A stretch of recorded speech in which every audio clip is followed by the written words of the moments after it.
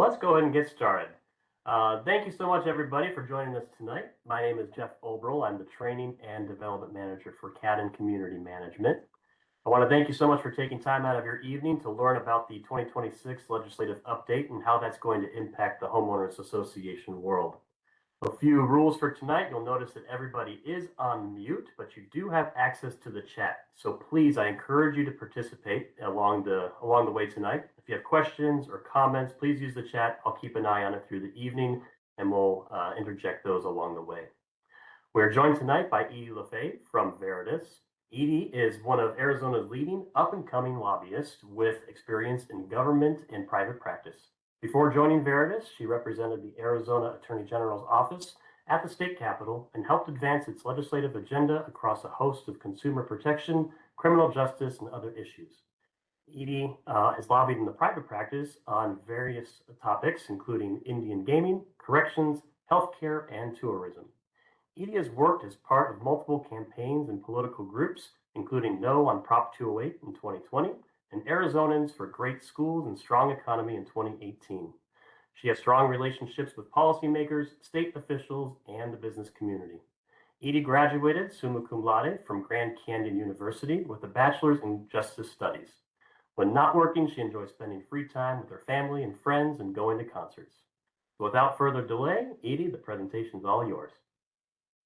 Thanks, Jeff. And now I'm regretting saying you can read my bio because it's embarrassing. But I appreciate it, and thank you all for allowing me to come and present to you. Like Jeff said, my name is Edie Lefebvre. I work for a state government affairs lobbying firm. We do a lot and work and represent the Arizona Association of Community Management. So full transparency, this presentation has been tailored from that presentation for some of their education classes to be able to give it to you as well and really get down to the nuts and bolts of what's going on down at the Capitol. Hopefully you guys are not too bombarded with all of the headlines, and now everyone is probably seeing all of the signs along their streets. So it is election time, the time that everyone dreads. But thank you again for letting me come and present.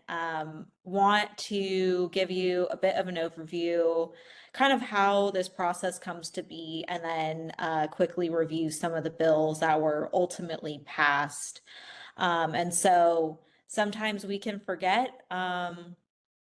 we are isolated in this world, and it's easy to take for granted some of the knowledge we have. So thought we'd kind of give a 101 on how a bill becomes a law. Let's see if this will work and actually let me, oh, there we go.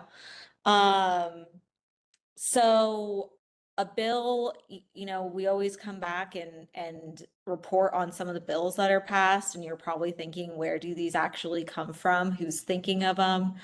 And really, a bill can come from anyone. It can come from an elected official, a representative senator. It can come from someone like me as a lobbyist. It can come from a trade organization like AACM, or it can come from you. A common reason that we hear when we're down at the Capitol for, why this bill is being introduced is that a legislator has heard from a constituent of theirs saying, hey, I have this problem in my neighborhood, and can you do something to fix it? And so they'll take that idea and make it a law. So while anyone can think of an idea, only a legislator, so only if you've been elected into office, only an elected official can officially introduce it. So once a legislator thinks or hears of an idea that they agree with, they will send it to what's called legislative council. They are a group of attorneys that put these bill ideas and make them reality. So they put words on paper and adjust the current law to what would need to happen in order to accomplish this goal, this idea. So this is the very exciting bill. So this is a bill from this year, 1184. This was actually passed and signed into law in the past couple days. So as you will see, the red, we can go a little bit. So this red, where it says HOA's Uniformed Services Division's flag, that basically gives you a few words to describe what the bill is about. So from that, you can tell, okay, this has something to do with HOAs and that specific flag. Whether it's regulation of the flag, allowing it, it's going to make some sort of change. The bolded number in the middle is what will be the title of the bill, basically. When people are referring to this idea, they will say Senate Bill 1184. And you can then have a reference and know what the bill is talking about. And then when it says introduced by, in this case, Senator Kavanaugh, that is the elected official. So that is the person that either thought of the idea, had a constituent come to them with an idea, and they decided, I want to introduce this, I want to put my name on this, and see if they can pass it through the legislature. And that is the main advocate. They will be the one requesting it go to a subject matter committee, making sure it has the votes to pass. They are kind of the eyes and ears at the Capitol. When we're looking at bills, and I'm sure throughout the season or throughout the session, rather, you will hear of bills going through the process, and you might get sent a PDF of, okay, look, there's this bill that's being introduced and going through the process. Take a look at it and let us know what you think. But then you just see a bunch of words on paper, and sometimes it's hard to decipher what's actually happening. And so we wanted to break down a little bit of the nuts and bolts on what this would do. So if you see on the left-hand side of your screen, there are words in blue. They're all caps and in blue. That means that that is currently not in statute. It's not current law, and they want to make it current law. So anything in blue means it's new. So in this case, they wanted to define what the Uniformed Services of the United States Division flag was, and you will see a definition to follow. And then on the right-hand side of your screen, you will see red cross out. That means they are eliminating language from current law. So once you get it in that fancy format, you have a legislator that is going to be advocating for this. They've been willing to put their name on it. What happens? So in the Arizona Constitution, a bill has to be read 3 times in each chamber. So 3 times in the House, 3 times in the Senate. Each reading of the bill has a different purpose. And when the founders were going through what was important and why they required it to be read 3 times, they wanted this bill, this idea, they wanted debate and the process to work. They wanted eyes and ears on it. They didn't want it to go fast and quick. They wanted to be able to vet ideas, change them if needed, and then enact them into law.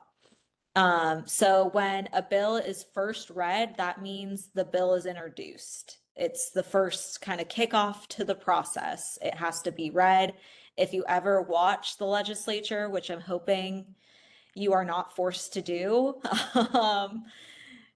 you will hear a gentleman or a person down there almost sounding like at a sales auction, an auctioneer type. They're reading very fast, and odds are you do not know what they are saying.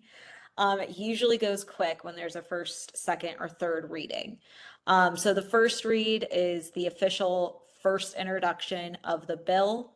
The second read, and these have to happen on 3 different days. So over the span of 3 days, the second read is when it is assigned to a subject matter committee.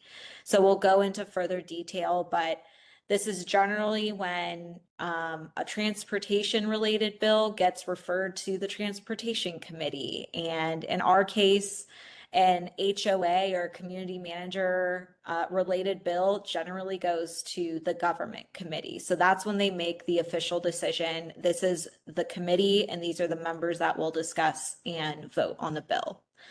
And then the third reading is when the entire chamber votes on a bill. So in the House, there are 60 members. In the Senate, there are 30, and when it is third read, all of those members will be voting on the bill respectively in their chamber. Standing committees. So this is what I was talking about that happens when a bill is second read. The first step in the process after it's introduced is that a bill will be assigned to a subject matter committee. Generally, they like to group these together by area, whether it's transportation, government. This year we've had tech and AI committees as that has been evolving. There's education. Appropriations deals with the budget. That is where there are anywhere from, let's say, 8 to 16 members of both Republican and Democrat parties that will hear bills. So of all of those bills that are assigned to a committee, the chairman of the committee, who is chosen by leadership. So the president in the Senate gets to decide who is the chairman or woman of a committee. And the Speaker of the House gets to make that same decision. The chairperson then gets to decide, okay, of all these bills that are assigned to me, which ones do I want to hear? So if you have a bill that you want to go through that's relating to HOAs, odds are there's a good chance of it going through if you get it assigned to government and it's sponsored by the chairman, right? They are motivated to get their own bills heard. So it's not as much of a fight, or you don't have to appeal as much as they know about the idea. They have vetted the idea on their own time and want to bring it to the full committee. Otherwise, you will have to meet with the chairman of the committee. This could be in a formal setting, like sitting down in their office. This could also be sending them a text in some instances. As you can imagine, sometimes government can be a little chaotic. And so there are multiple ways to kind of appeal to the chairman to get a bill heard in committee. This is an opportunity for stakeholders, the advocates, the opponents of a bill to come before the committee and tell the committee why they should or should not vote for a bill. This is also an opportunity for a bill to be amended. So sometimes amendments need to happen. If it's a controversial bill, there may be ongoing stakeholder meetings where both parties on either side, the pro side or the against side, want certain changes to a bill. That can be done during this process. Once the bill, if it passes out, it just needs a majority of the votes. Once a bill passes out, this is when it becomes, they kind of split the Republicans and Democrats. The Rules Committee occurs. This is separate than a subject matter committee. This is determining if that idea is constitutional or not. There is usually no discussion in this committee. It is more procedural than anything. Then it goes to caucus. So both the Republican caucus and the Democrat caucus will discuss these issues separately amongst their peers, where a person can say, hey guys, this is a really good idea. This is why we need to get behind it. If you have concerns, please let me know. And that can happen in each respective caucus. That's an opportunity for the like-minded individuals down there to get together and discuss some of the issues coming forward. It's an opportunity for them to organize and get ready when it goes to the greater membership of the chamber. Jeff, you're watching that chat, right? Okay. Yes, I am. Quiet so far. Okay. It's a people are waiting for dinner. That's why. Committee of the whole, as we affectionately like to call it, cow. We will send cow emojis to describe what's going on. So once it has gone through the subject matter committee, they have vetted it. They have deemed that it's constitutional. It is not going to be violating any laws. The Republicans have discussed it with the Republicans. The Democrats have discussed it with the Democrats. Now it goes to the floor for committee of the whole. And as it says in the name, this is where the entire chamber, all 60 members, all 30 members, will discuss a bill. Floor is a very fun time for us policy wonks, where you can get a lot of information. You can quickly determine if this is going to be a partisan issue, if it's going to be bipartisan.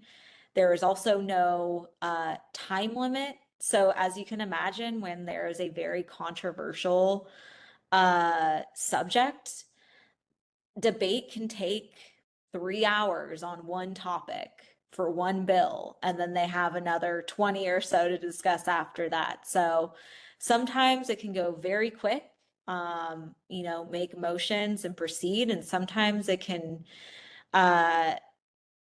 take up your entire night. This is also another opportunity where amendments can be made. So sometimes ideas or compromises have not been made yet for committee. This is another opportunity where a compromise can be made in the form of an amendment. It is somewhat easy when these amendments get introduced. Usually it's, all the ayes say aye. It's a voice vote kind of thing. But there are ways to request, individual votes and have more of a discussion around it. And then the last point is that a bill does not always have to get placed on a cow calendar. For a bill to pass, it has to go through all of these steps. And if it does not get put on an agenda for one of these steps, it can either kill a bill or it can proceed.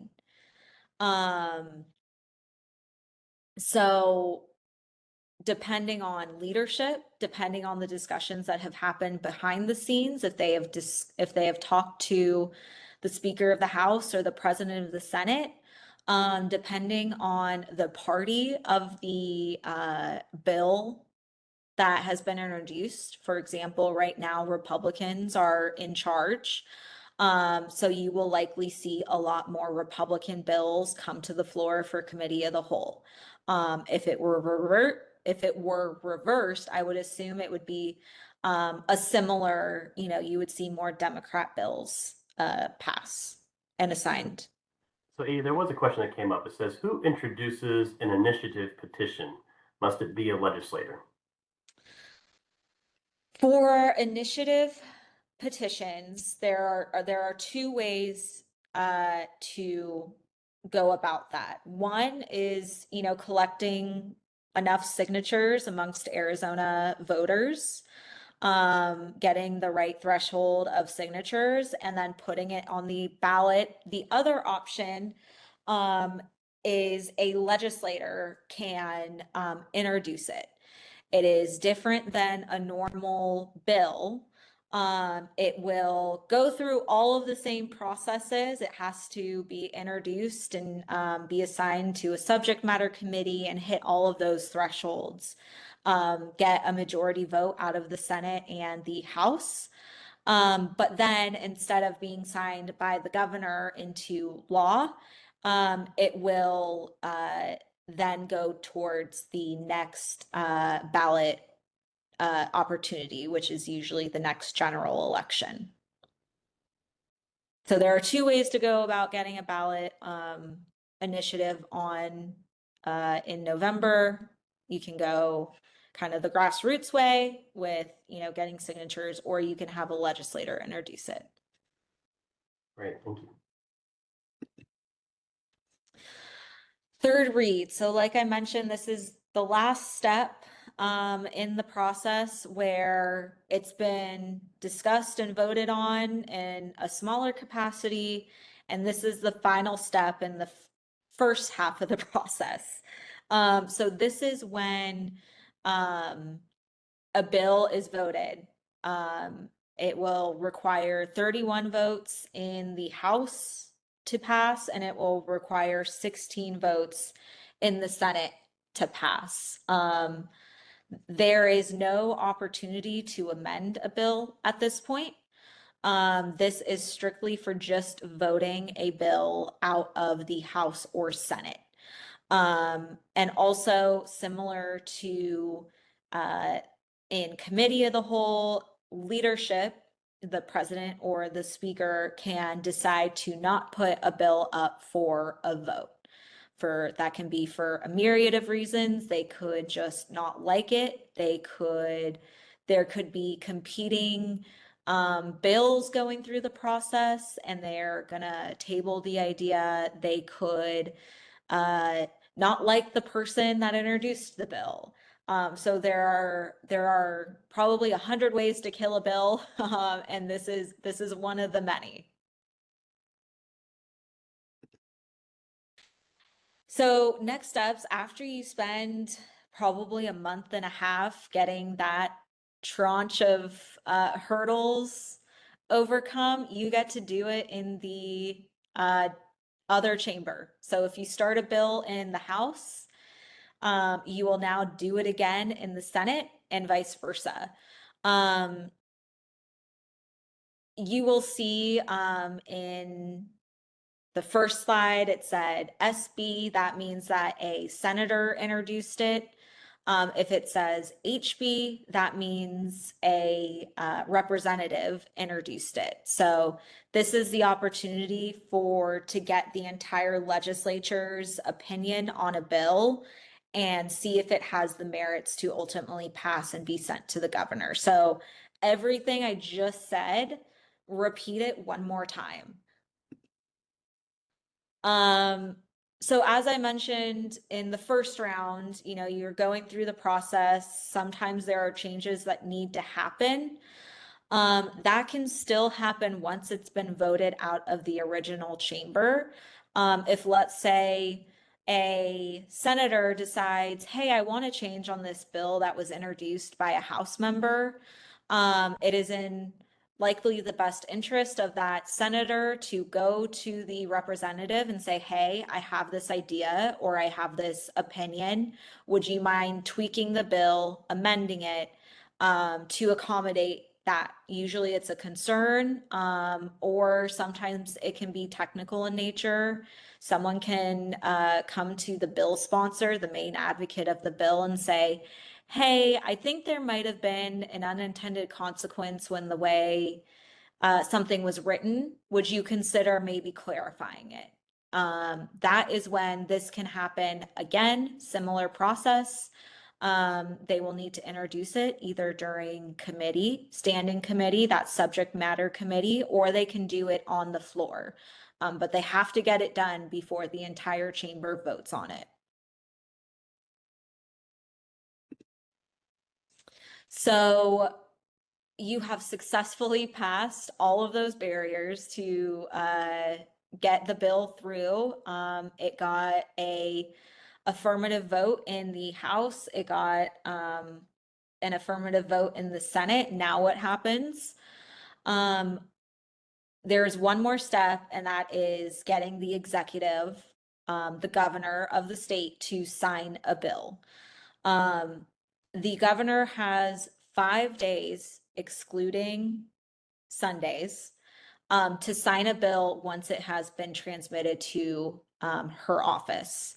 The options that the governor has is she can sign a bill saying, I support this being passed into law. She can veto a bill saying, I don't like this. I'm not going to let Arizona create this law. Or she can stay silent on a bill or on a proposed bill. If she decides not to sign it or veto it, it will then become law due to inaction. So there are three options. Generally, that third option of doing nothing doesn't happen too often. Generally, the governors like to be pretty decisive on the bills that are going into law in Arizona, and decide one way or the other.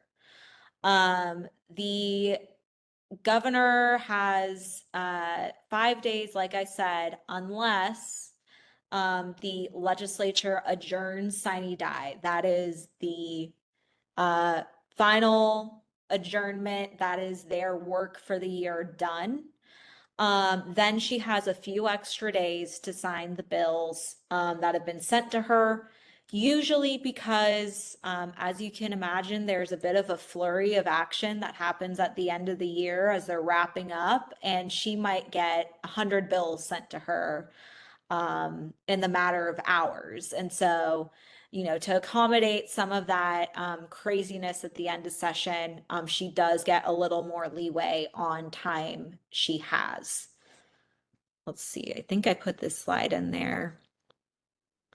I might have gotten this out of order, but I do want to touch on kind of the scale of how many bills are introduced in Arizona. This was a record-breaking year. Arizona introduced the most amount of bills ever in Arizona history since 1912. Generally, when Senate bills are introduced, they can go up to, Senate bills start with a 1, House bills start with a 2. And so, as you can imagine, you come into a math problem. You can introduce 999 bills before you start to conflict with each other. And that happened this year. And so there was a lot of question on what was going to happen with the numbering system, as we've never had to deal with it before. I heard someone equate it to having to go into the 2000s when it was 1999, and having to restructure everything. And so what ultimately happened was, if it was a Senate bill, and if it was Senate Bill 1999, then it would go to the 3000s and start that process over. And if you are a House bill at House Bill 2999, you would go to the 4000s. So that was a fun exercise we also got to deal with this year. But because of that, also, it meant that the quantity of bills that were going through the process was huge. I think there was an adjustment that needed to happen. Staff was getting overloaded.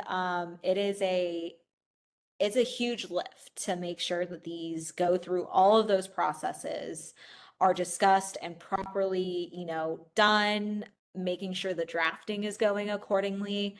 And when there is that big influx in volume of bills, it really is hard to do. And so that resulted in a record amount of bills being sent to the governor. So I want to say the last time I checked, she had vetoed 151 bills. So, which in the grand scheme is still a small number. And then she had signed somewhere in the 200 range.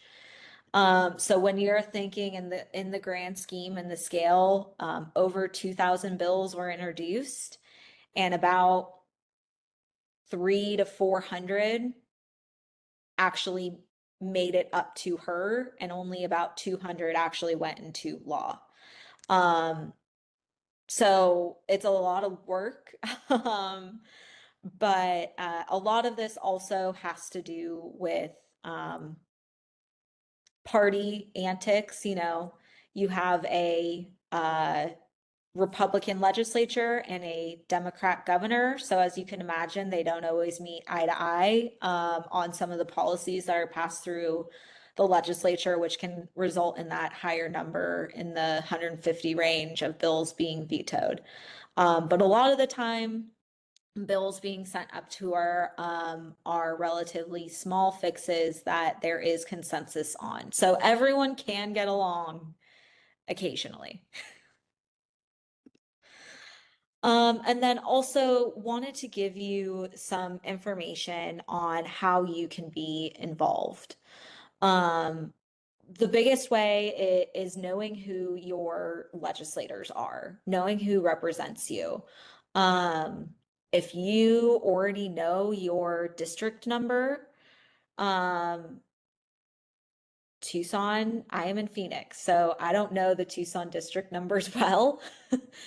But if you do, you can go on azledge.gov, click on one of the House or Senate tabs, and they all have numbers next to their names. You can go on there and see who represents you in your district.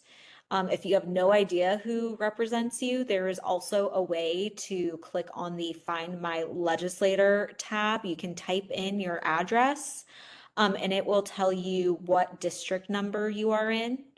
You can then go back, look at the members in the House and Senate, and whoever has that number is who represents you. And that is really meaningful to know who represents you. You can do a lot with that information. You can go online. You can go on the request to speak system as bills are going through the process. You can say, hey, my name is Edie LaFave. On this certain issue, I oppose it, and this is why. Legislators, when they are voting, they often look at the request to speak system and see how many people are signed in support, how many people are signed in opposed. It doesn't always change their vote, but I do think it is informative for legislators to see who supports or opposes. For example, if there are 100 people signed in support of a bill and maybe one or two opposed, that could influence, someone's opinion, or at least make them think about it again. And once you find out who your representatives are and your senator, we always recommend reaching out to them. Their email is online. And you are their constituent. They are elected to represent you and your interests. They are there to listen to your concerns. They may not always agree, but they are there to hear what you are going through in their community, whether something is going well or something. Maybe you see an issue in your community that you want to address. As I mentioned at the beginning, so many times, we hear, oh, I introduced this bill because I had a constituent, I had a resident in my neighborhood come to me and say, hey, this is a problem I'm dealing with. I would love to resolve it. Introduce yourself to them. Feel free to email them, tell them what you do in their community, especially as community managers. You are directly impacting the well-being of the homes in their constituency. And that is really important and a job that can sometimes get overlooked. And it is very important to remind them the quality work that you guys are doing to help the community. So we always emphasize if there is something you feel strongly about, or if you want to just introduce yourself, we really recommend that you do that. Or if you hear of an event in your area of a town hall or a legislator doing a get to know the candidate, anything like that, it never hurts to go and introduce yourself. Because when you do hear of issues at the Capitol, especially as it relates to your industry, it is always helpful for people, for a legislator especially, to say, oh, I remember I met you at this event and you told me about what you do. There is a higher likelihood that they will listen to your concerns. Once again, it never guarantees outcomes, but it is really helpful and it speaks volumes. Yes, your participation makes a difference. I emphasize this in the last slide. I'll get off my soapbox, but please don't be afraid to reach out. Sometimes it can seem like a daunting task. Is my legislator going to listen to me? Are they going to care? It doesn't hurt. Okay, so here it is. It was out of order. So a little bit on the scale, like I said, there were over 2,000 bills introduced this year. 214 passed. There we go. I knew it was somewhere in the low 200s. And 150 were vetoed, which is a significant number, I think, especially since we've had a divided government. But it does speak to the scale of how many bills ultimately make it through the process. There can be multiple reasons why that number gets dwindled down so much. It could be a political reality that, if there's a Republican chairman, odds are they're probably not going to put too many Democrat bills up. And so that can kill quite a few. Some bills can fail in committee. Some can not be placed on a committee of the whole calendar. As I mentioned, there are a lot of ways for it to go wrong. And so it dwindles it down throughout the process. And probably 5 or so years ago, the veto number was not that big. It was probably in the 20s, if that. So that has greatly increased. Okay, all the exciting stuff the legislature did this year. So these are the bills that made it through that entire process and the governor signed. These two bills are pointed out, but we'll go through a bit more. 2342 has to do with shade structures. This is another example where Representative Travers had a constituent that ran into a problem with her HOA. Allowing a shade structure. The child was disabled, was not able to walk around easily, and so they wanted to put a shade structure in. It was even more, they made it a ADA complaint type narrative. And so Representative Travers agreed that this needed to be addressed. And so what she did is said a HOA can no longer ban a shade structure. That does not mean that a HOA cannot regulate a shade structure, but it was also pretty clear in what they defined as a shade structure.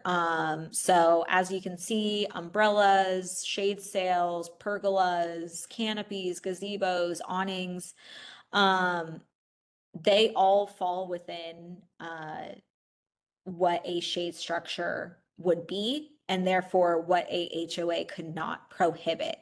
I do think there is clarification that says it has to be professionally manufactured. So, a resident can't put up bed sheets and call it a shade structure. That is not allowed. But it would have to be, something that is commercially produced, and manufactured. So things that you can, regulate, I would imagine, are the size, the looks of it, things along those lines. But you would now have to allow for, shade structures to be approved. There is a question about that. It says, can shade structures be erected in the front yard, or is this only backyard? That's a really good idea. I should put out a disclaimer. One, I'm not an attorney, so I do recommend you talking to whatever attorney you work with.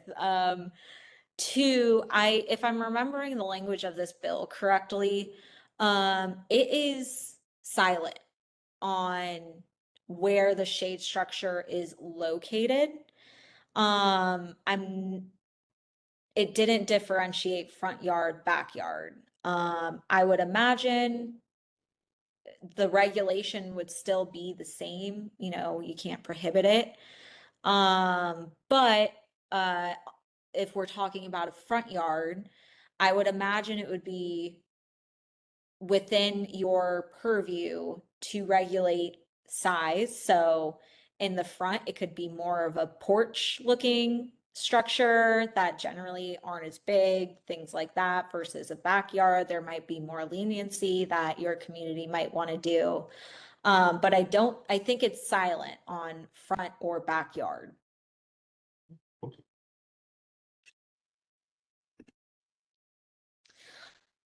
House Bill 4011, this was one that, to my understanding, codifies a court case, Ranchos Terros, is, if I'm remembering it correctly, that basically says a HOA has to act reasonably in the exercise of the discretionary powers. I think something that we are seeing more and more at the legislature, amongst elected officials, is a narrative of HOAs that is not super favorable to the industry. A lot of the time, you are, as it happens in a lot of industries, you are hearing about bad cases where an HOA may have acted out of turn, ruled against a homeowner a certain way that was not liked, and they take that narrative down to the Capitol. And so I think this really follows on that pattern that we're seeing with people having somewhat unfavorable views of HOAs. I'm sure none of you guys on this phone have ever heard of an unfavorable opinion on the HOA. But it basically says that, the HOA, as they are formed, have to act reasonably. And it says in four ways you have to act: neutrally, fairly, without favoritism, and non-arbitrarily. From our understanding, this is generally how you guys already perform your duties. But the legislature decided it was important enough to clarify in statute that that the industry must act in these ways.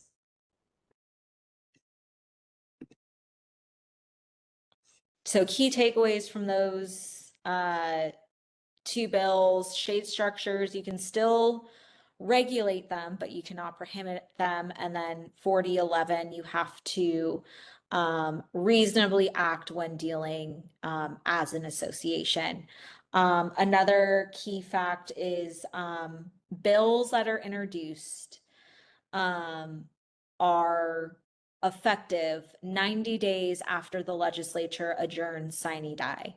So this year, the effective date is September 12th.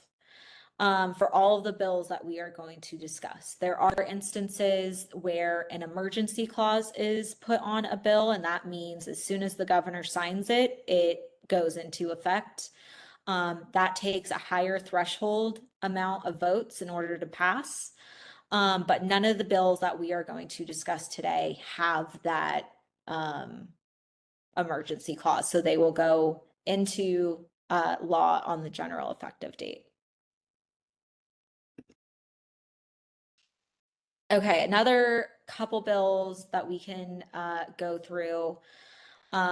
Flags. There's always a flag bill. It seems like there's always a flag bill, a chicken bill, one of those that I get to then come and inform you about the pressing issues of our state. So this year there were two flag bills that ultimately passed and the governor signed. One was the bill that we looked at the very beginning of this presentation that had to do with the Uniformed Services Division flags. And that will now allow a Uniformed Services Division flag to be flown in an HOA. An HOA can no longer prohibit it. There's usually one or two added every year. And that is one of them this year. And then also Senate Bill 1808, that has to do with allied countries flags. This turned into a bit of a debate down at the Capitol. It got political and thrown into the sphere of, you know, Israel and Iran and some of the issues going on there. Ultimately, what passed is that if you are an allied country of the United States, their flag can be flown in a community. And then a couple others. HB 2397, this was introduced by Representative Leo Biasucci. He had, this was actually a personal experience for him.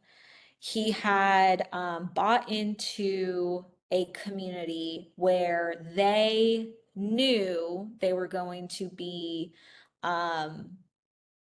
assessing, there was going to be a special assessment going to the community, I think to improve their common area for their gazebo, something similar to that type of maintenance project for the community.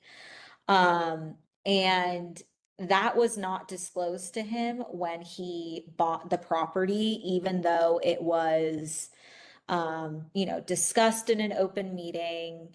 I don't think the vote had happened yet, but it was going down that path, and it was not a shock to the homeowners when it ultimately passed. But because he was in that situation where he was buying into the community, he was not a part of those meetings, he got blindsided from his perspective that now he had this assessment that he didn't know about, didn't factor in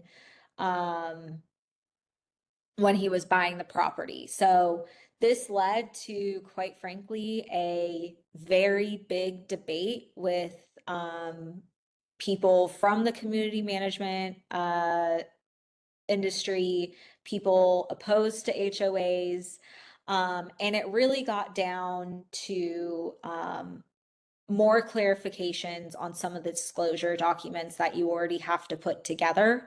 So that is something where I will say, please contact your attorney to go over that in detail. I think that will be very helpful review. Overall, I do not believe it should impact a lot of current practices and really what community managers are already doing. But it's worth a look with your attorney.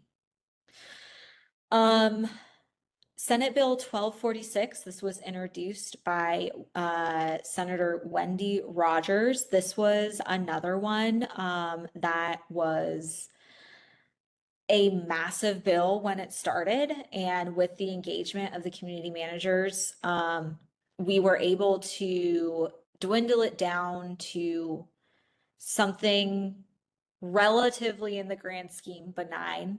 I realize sometimes it is easier for me as someone who is not in this industry to say that, but we were able to get out a lot of really harmful provisions, especially relating to disclosure costs and fees that the manager can charge. Ultimately, what this bill does, and I'm sure someone on here has the name of this Court of Appeals decision. Basically, this relates to open meeting laws having to say, actually, no, it doesn't. I got ahead of myself. This 1290 has to deal with open meeting laws and planned communities that basically says you cannot take action on an item during basically executive sessions.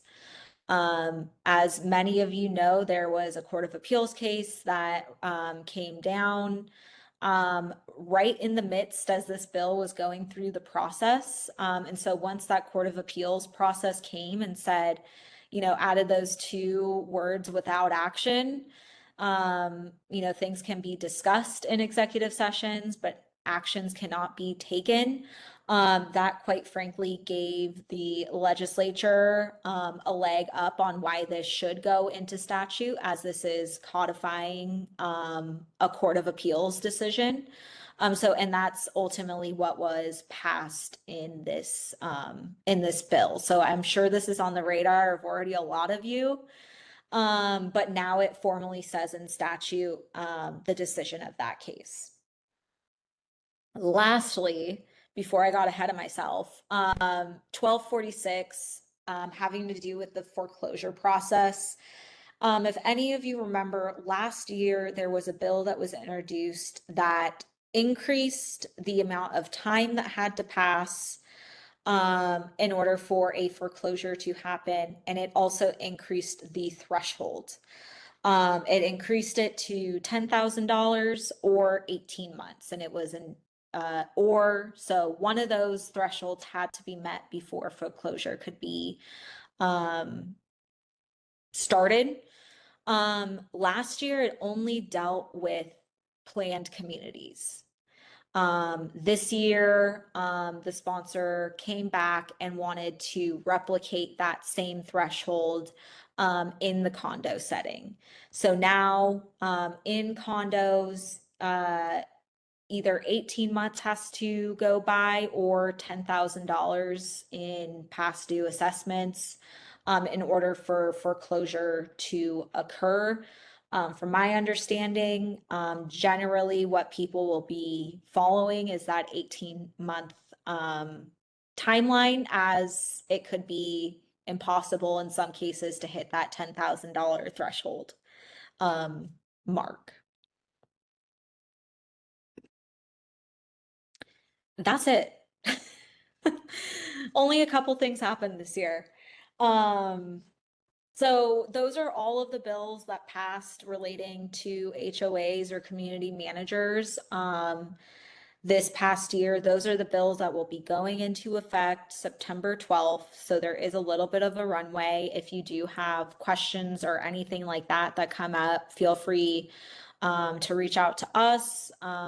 Or if you, like I said, have an attorney that you work with for your specific community, please feel free to reach out with them. We have been coordinating with a lot of the HOA community manager attorneys throughout this process. So they should be pretty up to speed on some of these issues. And thank you for allowing us to present to you again, and the patience to hear me vent for 45 minutes on what we spent the last 6 months doing. So I appreciate the time, and if you have any other questions, feel free.